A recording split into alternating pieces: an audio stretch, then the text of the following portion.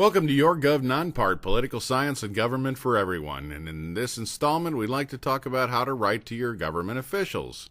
Whether that's for suggesting an idea, asking for support on an issue, speaking in support of an issue, or speaking in opposition of an issue. There are certain rules and etiquette to the process. And the most important notes are formality and civility. Nobody is going to take you seriously if you send them a ranting nastygram. You don't like to receive nastygrams, and neither does anyone else. If you are formal and you are civil, even speaking in opposition, then your voice will be heard and considered. If you are abusive or pejorative, there is no way anyone will ever take you seriously, and it's a waste of time. When you're addressing a member of the House of Representatives, the envelope should simply read the Honorable and the full name and address of the particular individual. Those addresses are available in the links below. The salutation should read Dear Congressman or Dear Congresswoman. Some references will tell you to say Dear Mr. or Dear Ms., and I believe that that is not formal enough. In person, address them as Congressman or Congresswoman and their surname. When you are in doubt, err on the side of being overly formal rather than informal. Nobody is ever going to be offended or put out by being, if you are overly formal. Calling someone who's a doctor who isn't a doctor is not going to offend them.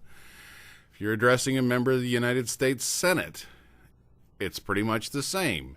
The envelope should read the Honorable and their full name, but the salutation is always going to be Dear Senator and their surname, regardless of their gender.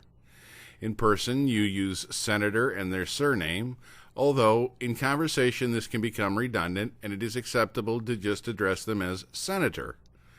So, Senator so-and-so, and go on with your sentence. Now, there's an issue of whether to use postal mail or email. Expediency is definitely a plus in email. If there's an issue that's currently in debate or coming up for vote, it's going to get the information to the individual a lot faster. It also gives you a date-stamped record of when you sent the correspondence. However, postal mail is much more formal and can therefore, to some degree, carry more weight, more impact.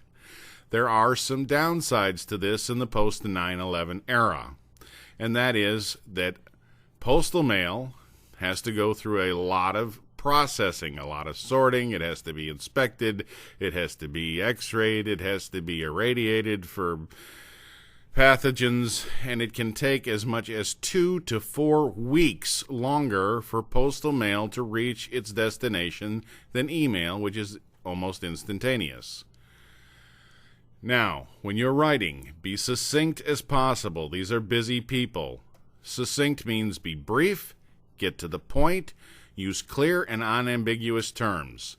If you have references that are specific, such as a resolution or a bill, point them out exactly as they are in the correspondence, such as Senate Resolution such and such or House Concurrent Resolution such and such. If you have credentials which are pertinent, list them after your signature at the end of the correspondence if they will carry some weight in the conversation. When addressing the President, address the envelope to President and their full name and the address of the White House.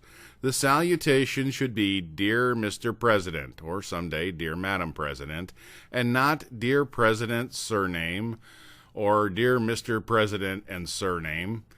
Always err on the side of formality. In person, address the President as Mr. President, not Mr. and their surname.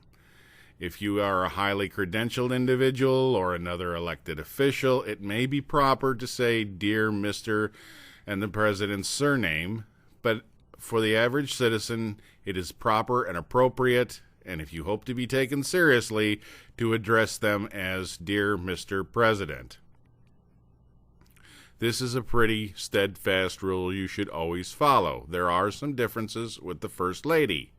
The envelope should be Mrs. and their full name and the address of the White House. The salutation would also be Dear Mrs. and their surname, not Ms., not Dear Madam First Lady, not Dear Madam and their surname, And the same in person. It is Mrs. and their surname.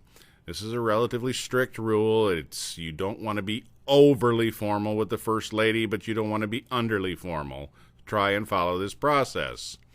You recognize the pattern? Address all officials regardless by their title and their surname, whether it's secretary, governor, marshal, general, sheriff, chief, etc. If you're writing to the Secretary of Education, it's Dear Mr. Secretary. If you are in doubt, you can contact the Office of the Chief of Protocol. The address is listed in the links below.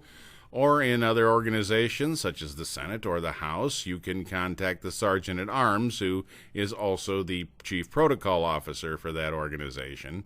This is especially important when addressing a foreign dignitary. You want to contact the Chief of Protocol in the executive branch. An absolute must for all correspondence with your government officials is a full name and your current mailing address at a bare minimum. Without this, they will be ignored. They won't take you seriously. They won't consider that it's coming from a real person. It will just get ignored and your time will be wasted. And you want to stand up and say, I'm this person and this is what I have to say. Additionally, if they are a representative or a senator, sometimes they will acknowledge but will not respond to your correspondence. They will turn it over to your senator or representative of whom you are a constituent. And lastly, if you hope to get a response, you have to give them your name and mailing address at a bare minimum. A telephone number and an email address obviously would be a very good +2, depending on the form you choose to communicate in. But this is an absolute must to be taken seriously. We'd like to thank you for watching Your Gov Non-Parts segment on corresponding with your government. We hope that you'll pick subscribe above and join us. You can find us on Facebook. If you have questions or comments, leave them in the comments section below. Don't forget to rate this video, and as always, thank you for watching.